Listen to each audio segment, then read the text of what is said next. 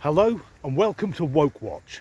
And if you've seen this series before, it should come as no surprise to anyone that the wokest thing I found on the internet this week concerns a vocal minority of the trans community and their equally screamy allies.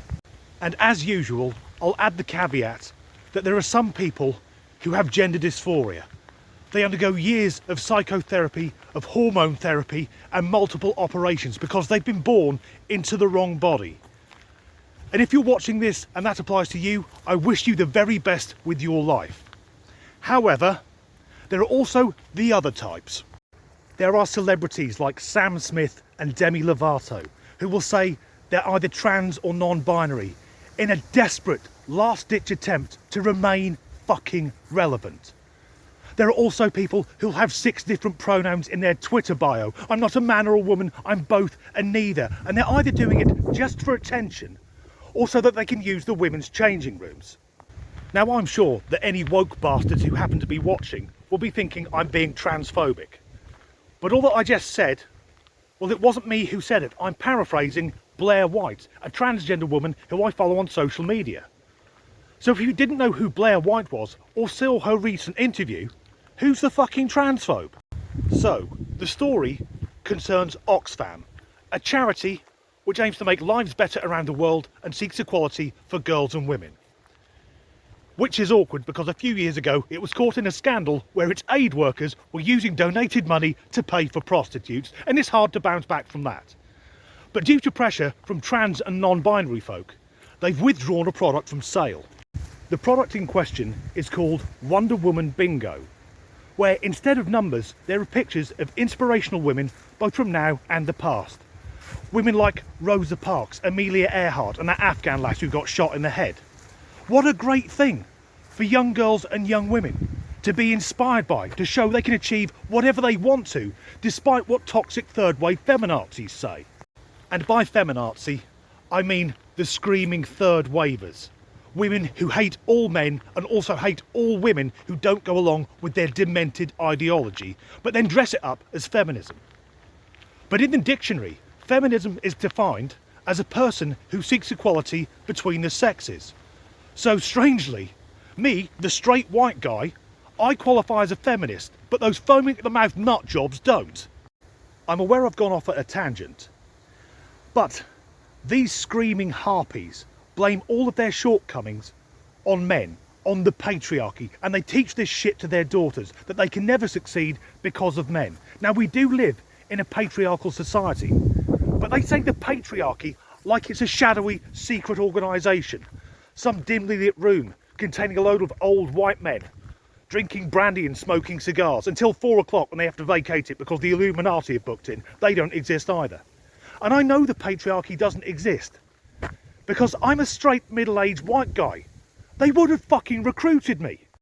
So for me, Wonder Woman Bingo sounds like a great idea.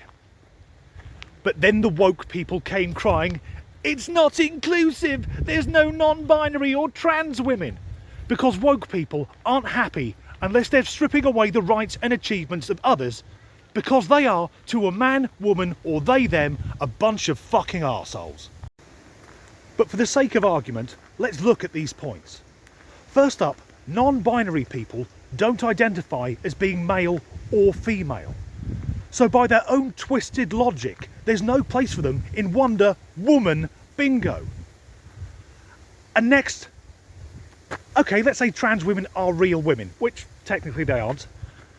When someone can name a trans woman who's done as much for the world as Marie Curie, then maybe we'll talk. But the facts remain, and if you're a screamy person who spends their time crying in a designated safe space, turn off now. Biology is biology. It is a provable fucking fact. Another complaint from those who dance the wokey cokey is that J.K. Rowling is in the game.